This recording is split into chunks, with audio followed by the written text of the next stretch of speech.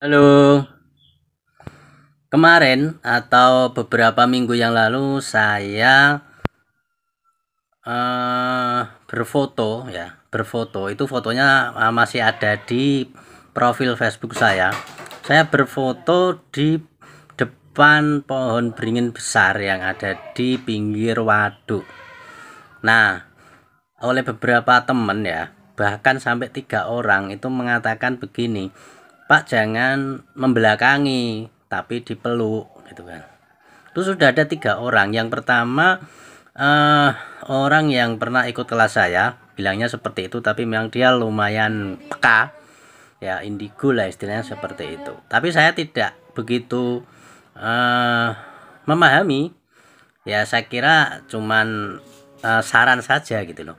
Kemudian ada satu lagi kemarin, orangnya bilang itu pohonnya minta dipeluk Pak, tapi malah Anda membelakangi. Akhirnya malah dia kecewa gitu loh. Jadi katanya pohonnya kecewa gitu. Satu orang lagi bilangnya sama, dia kecewa Mas karena Anda membelakangi, padahal itu sebetulnya Anda datang ke situ tuh diundang gitu loh. Karena diundang sebenarnya. Memang benar ya, saya itu jarang untuk datang ke situ, tapi tiba-tiba kepengen ke sana gitu pas deket pohon itu. Nah kemudian pada hari ini saya benar-benar melakukannya. Saya peluk pohon itu dan kemudian saya muncul intuisi bahwa saya harus berputar mengelilinginya 7 kali sambil ini ya, berlawanan arah jarum jam, jadi seperti orang tawaf itu.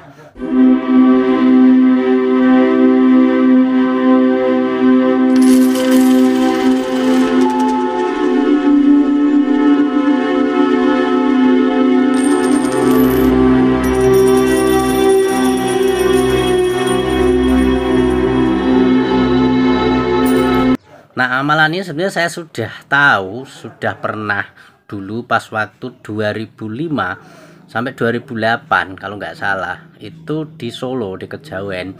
Itu sebenarnya ada ajaran seperti itu ya. Ada ajaran mubeng desa, mubeng om, mubeng ya, muterin rumah, berlawanan jarum jam. Jadi sebenarnya tawaf itu ya bukan hanya di Arab. Ajaran itu sudah sangat kuno. Itu ajaran-ajaran kuno sekali, persukuan di Jawa sebetulnya itu sudah ada, bahkan sampai sekarang ya di Klaten itu kalau nggak salah masih ada. Itu sebetulnya yang asli itu nggak pakai baju sama sekali, itu yang asli. Tapi karena di Arab mungkin mungkin karena itu tergencet sama syariat atau budaya atau agama, sehingga harus setidaknya memakai pakaian, maka digunakanlah pakaian ihram, yaitu pakaian putih tadi. Tapi ajaran yang asli di Jawa sebetulnya itu nggak pakai pakaian aslinya ya. Ini bukan ngomong soal joro atau gimana, enggak. Memang itu ada filosofinya, secara energi pun memang ada energi tersendiri ketika itu dilakukan secara asli seperti itu. Nah, lanjut cerita, ketika saya selesai melakukan itu muncul sebuah insting atau intuisi, saya melihat ke atas dan ternyata di sana saya pengen mengambil benalu gitu loh. Nah kemudian pas saya mau naik mau ngambil benalu itu, saya baru ingat bahwa anak saya tadi sejak awal itu sudah bermain benalu. Jadi ada benalu di sana, benalu jatuh entah di pangkas orang itu nggak tahu ya. Itu dibuat mainan sama anak itu. Sampai benalu itu dari awal ya, dari awal ke situ sampai terakhir tuh dibuat mainan, sampai kita mau pulang itu benalunya dibawa gitu loh. Mau dibawa pulang kalau alasannya sih untuk makan kambing gitu loh. Dari awal itu sudah. Kemudian saya cocokologi, kemudian saya ingat gitu loh. Oh iya ya gitu loh. Ketika pertama kali di situ anak saya itu mainan sama benalu itu, dia ngomongnya begini, aem, maem gitu. Jadi makan, dimakan. Tapi saya nyambungnya itu buat pakan kambing gitu loh. Nyautnya ke situ, nyambungnya ke situ. Tapi secara intuisi atau secara cocokologi kemudian saya mikir, oh iya, ini maksudnya dimakan kita gitu loh. Nah sampai situ kemudian ya saya bawa gitu loh, saya bawa sampai pulang. Kemudian saya googling di internet, apa sih manfaat dari benalu yang nempel di pohon beringin gitu. Nah, ketika saya googling, itu ternyata benalu yang nempel di pohon beringin itu bisa digunakan untuk obat gatal-gatal. Nah, di sini baru nyambung. Karena apa? Karena kita ya sekeluarga itu sudah kena penyakit kayak gatal-gatal. Ya ada yang nanah, ada yang gatal, ada yang pokoknya penyakit kulit itu sudah sekitar 6 bulan lebih. Udah pakai salep tuh udah ada sampai 30 dari yang harga 30 atau 40 salep. Belum yang pel, belum yang sirup. Itu sudah beli berkali-kali. Belum yang produk-produk kayak alami, kayak ya sama minum-minum apa gitu ya, ramuan dari alam itu sudah, dan belum sembuh sampai sekarang ya. Sembuh kumat lagi, sembuh kumat lagi gitu. Jadi saya kemudian berpikir ini adalah satu kecerdasan dari leluhur kita, bahwa kenapa mereka dulu termasuk Jawa dan Cina itu mereka ahli meracik ramuan gitu loh, dari alam tentunya.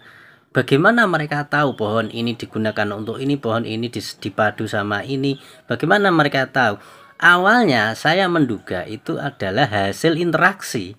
Ya, hasil interaksi mereka dengan kecerdasan alam, atau kecerdasan salah satunya adalah tumbuhan gitu. Ya, kecerdasan tumbuhan. Nah, kemudian kita juga banyak tahu di dalam agama manapun, ya terutama juga Islam, ada keyakinan bahwa tumbuhan itu juga melakukan penyembahan atau istilahnya peribadatan, atau istilahnya mengabdi istilahnya. Cuman kan banyak orang nggak tahu nih mengabdinya pohon itu seperti apa sih gitu loh. Kalau manusia itu kan tergantung agamanya ya. Kalau Islam ya menghadapnya, cara mengabdinya ya, cara mengabdinya itu menghadap ke Ka'bah ya kan. Terus kemudian kalau Kristen kemana kan, salib atau apa ya, pokoknya itu setiap ajaran itu memiliki pusat penyembahan atau satu sarana yang digunakan untuk memusatkan diri, itu pasti ya. Ya itu berbeda-beda. Masalahnya adalah orang banyak meyakini di semua agama bahwa pohon itu juga menyembah itu loh, pohon itu juga melakukan kebaktian gitu. Nah masalahnya adalah ketika mereka melakukan kebaktian, menghadapnya kemana gitu loh. Pusat titik fokusnya mereka itu kemana sih sebetulnya. Dari situ saya muncul intuisi yang mengatakan bahwa pohon itu sebetulnya dia pusat penghadapannya itu pada matahari. Ya, coba Anda amati, pohon itu pasti dia itu menghadap matahari. Pasti mencari matahari itu, entah secara biologi, entah secara apa. Secara biologinya seperti itu, secara biologinya dia menghadap matahari. Nah, oleh karena itu kemudian muncul kesimpulan, ya, berarti kita bisa meniru atau menyamakan frekuensi dengan mereka dengan cara ketika kita meditasi, ya sama ketika menghadap matahari gitu loh, sebagai perantara atau sebagai titik fokus gitu loh. Ini bukan sholat ya, kalau meditasi ya, beda ya.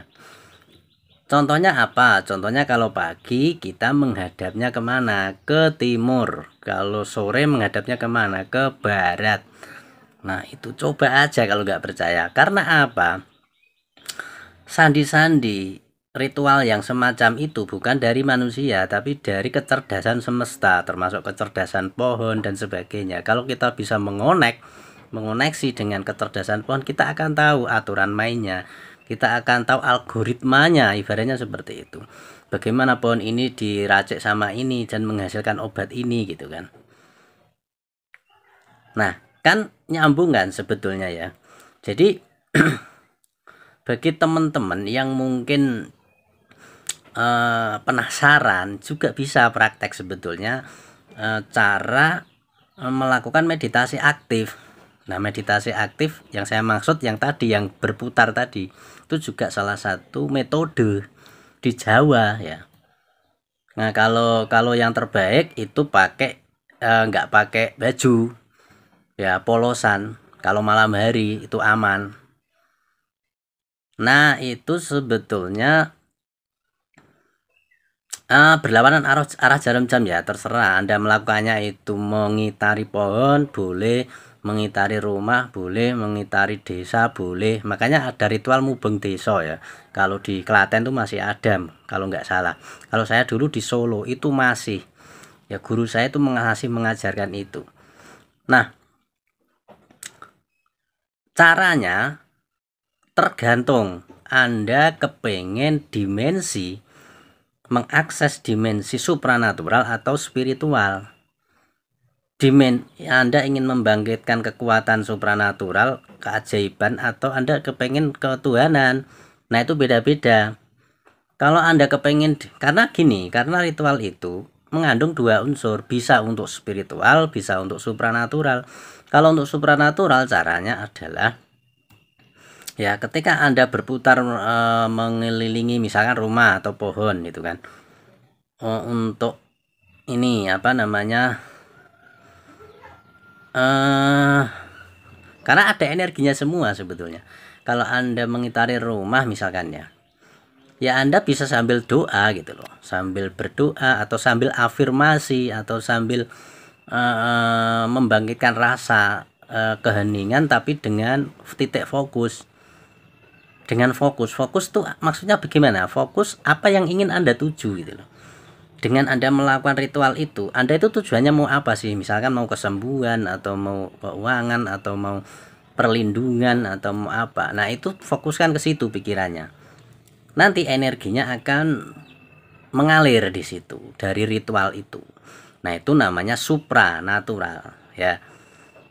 Jadi ada energinya semua. Tapi kalau Anda mau ke ilahi, hanya tujuan mengabdikan diri, hanya tujuan untuk spiritual, hanya tujuan untuk kesadaran murni, hanya tujuan untuk marifat, caranya adalah dengan Anda menyadari saja. Ketika Anda melangkahkan kaki, Anda sadar ketika Anda melangkah.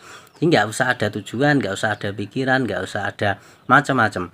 Pokoknya Anda hanya menyadari, Anda hanya bermeditasi dengan meditasi gerak, yaitu hanya menyadari ketika Anda melangkahkan kaki atau mengamati ketika diri Anda melangkah. Setapak demi setapak Anda hayati, setapak demi setapak Anda rasakan betul bagaimana Anda melangkah, setapak dua tapak Anda menikmati gerakan yang Anda yang sedang bergerak itu Anda nikmati. Ya, jadi tidak ada pikiran ya, tidak ada pikiran ini, tidak ada pikiran itu gitu. Nah, itu ya tips dari saya bagaimana ketika kita, ini juga cocok sekali ketika ada orang yang susah meditasi, diem, kadang ngantuk, kadang nggak kuat lama. Itu bisa dengan menggunakan metode yang gerak. Nah, gerak ini sebetulnya juga banyak. Ya, di Arab ada namanya tawaf, di Jawa ada namanya mubeng desa, mubeng apa gitu. Bahkan sampai sekarang itu masih ada pejalan, orang yang jalan kaki itu ya, musafir namanya. Terus nah kalau di sufi itu namanya whirling darwish ya. Whirling darwish itu berputar, kaki kirinya itu sebagai tumpuan, kaki kanannya yang muter gitu loh. Jadi itu sebenarnya konsepnya itu hampir-hampir sama ya sebetulnya. Itu diperkenalkan oleh Syams Tabrizi, diturunkan kepada Jalaluddin Rumi. Nah, itu juga konsepnya hampir sama, artinya mirip. Nah, dan ternyata muternya itu sama, muternya itu berlawanan arah jarum jam itu loh. Baik tawaf, baik whirling darwish, baik mubeng desa, itu semuanya muternya berlawanan arah jarum jam. Di sini juga mungkin ada rahasianya, tapi ya nanti kelamaan kalau dibongkar seperti itu. Mungkin secara energi, mungkin secara apa gitu kan. Ya, jadi memang mungkin kecerdasan orang dahulu ya, orang leluhur kita itu sampai seperti itu ya. Mereka bisa tahu ramuan-ramuan pengobatan itu karena mereka terkoneksi dengan tumbuhan. Mereka bisa berkomunikasi, mereka bisa saling ngomong, saling ngobrol dan sebagainya. Kemarin saya sudah bikin tips ya seperti itu. Nah, tadi ya saya muter itu pun itu bukan pikiran saya. Jadi ketika saya memeluk pohon, kemudian muncul intuisi yang tiba-tiba saya disuruh muter, muter 7 kali, ya udah saya muter, saya ngikuti aja gitu. Jadi dengan kita kepekaan seperti itu, kita bisa berkoneksi atau bisa melakukan ya koneksi istilahnya ya dengan mereka itu loh, dengan kecerdasan pohon. Juga mungkin bisa kecerdasan air ya, kalau kungkum itu mungkin kita mengakses kecerdasan air. Nah seperti itu, kecerdasan apa, api, ya matahari, kecerdasan macam-macam itu sebenarnya bisa dikoneksikan. Nah seperti itu. Jadi luar biasa ya, leluhur kita itu Jawa, Cina itu benar-benar mereka menemukan resep-resep yang tidak beli, atau mereka hanya yang murah saja, yang murah dan tidak beli dan ada tersedia di alam, dan hasilnya luar biasa seperti itu.